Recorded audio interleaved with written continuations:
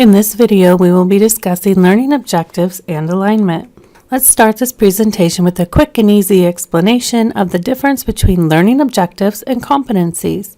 Learning objectives say what we want the learners to know, and competencies say how we can be certain they know it. We will get into more details as we move along in the presentation, but for now, let's take a look at the definition of a competency. A competency is the capability to apply or use a set of related knowledge, skills, and abilities required to successfully perform critical work functions or tasks in a defined academic or work setting. The important part of this statement are the words knowledge, skills, and abilities. I like to think of a competency as the big picture that tells the story of what the student should be able to do, know, and apply once they are done with a program, a degree, or even a training. In contrast, the learning objectives should be specific, measurable statements that are written in behavioral terms. The objective lets us know if the assessment criteria were met, and if aligned correctly, we then know that the competency was met. Let's talk about objective alignment. I often get asked if learning objective alignment really matters, and my answer is yes. It is important for so many reasons. One reason is that you want to make sure you are teaching and assessing the skills, knowledge, and application of the program competencies and goals. Another reason is to make sure that the students are gaining the knowledge through instructional activities, completing an assessment that proves they met that learning objective. Writing learning objectives effectively. You will want to make sure there is one measurable verb in each objective. The first example is describe the history of public health. The second example I'm showing you is describe and create a marketing plan for your organization. In this one, there are two measurable verbs, and I now have made the learning objective harder to assess because I have two things that I am assessing, and they fall under different Bloom's taxonomy levels in the cognitive domain. As you can see, there are two different levels. One is a lower level and one is higher on Bloom's taxonomy. So what happens if I clearly describe but I don't create, or vice versa? How will you decide if this objective is met? What would it mean if it was partially met? Would you consider it met or not? So this kind of opens up some gray areas. So this type of objective then becomes more subjective, and it is best just to avoid multiple verbs. Also, I want to caution you on using the word understand in a learning objective. Understand is actually a domain in Bloom's taxonomy and not a measurable verb. One person's definition of understanding a subject will vary from another's, and this makes it very subjective. Instead, find a verb like define, describe, discuss. That'll allow you to see how they understand. Another pitfall is selecting lower-level Bloom's taxonomy verbs for the assessment when the assessment clearly meets higher level criteria. Let's take this assessment as an example. So in this assessment, students will interview a community organization and create a public health intervention. I'm going to go ahead and show you how the different levels fit into this assessment.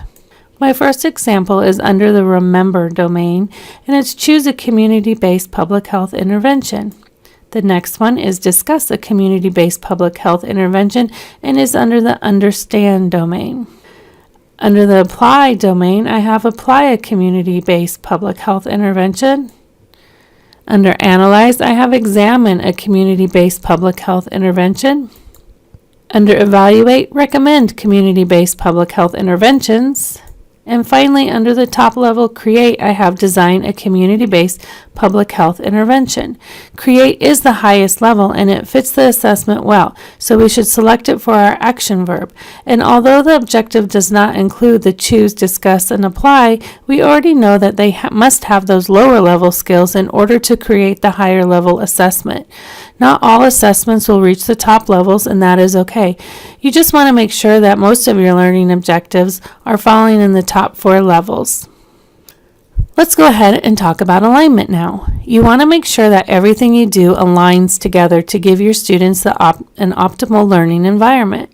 Your competency or goal should align with your assessment, which should align with your learning objective and your instructional activities.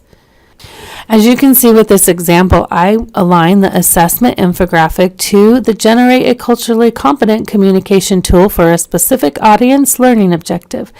That aligns with the Select a Communication Strategy competency. When I look at the alignment, I can see that the instructional activities are also a good fit with the learning objective. The learning objective fits the assessment, and the competency fits well with the learning objective and the assignment. So everything is well aligned. And now it's time to take a look at the 4 parts of a learning objective. The 4 parts are condition, who, behavior, and criterion. Now let's go ahead and start building some objectives using 4 parts. We will start with the condition. The condition is student-centered and describes the conditions under which the learner will be expected to perform in the evaluation situation. For example, after the completion of this model is one, and given a set of data is another condition. Next up is the who will be completing the learning experience. In our 2 objectives that we're building, the first example is the participant, and the second example will be the student. Now it's time to use Bloom's taxonomy to complete the behavior section of the objective.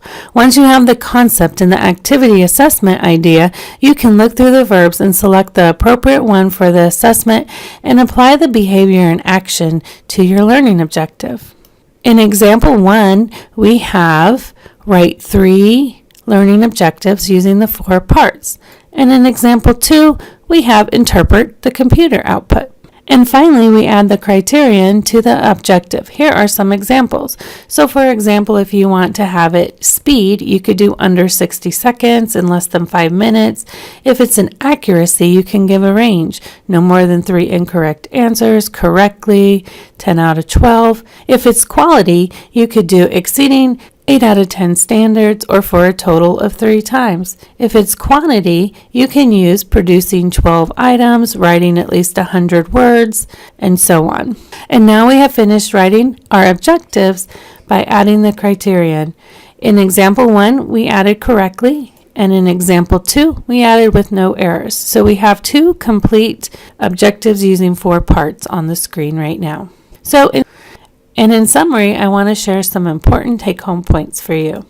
The first is your learning objective has 4 parts: the condition, who, behavior, and criterion. I also want to let you know that there are times you might not use the criterion and you might write a 3-part objective. It just depends on the situation. Another take-home point is to use 1 measurable action verb per learning objective. And last but not least is to remember alignment. Alignment does matter, and thank you for watching.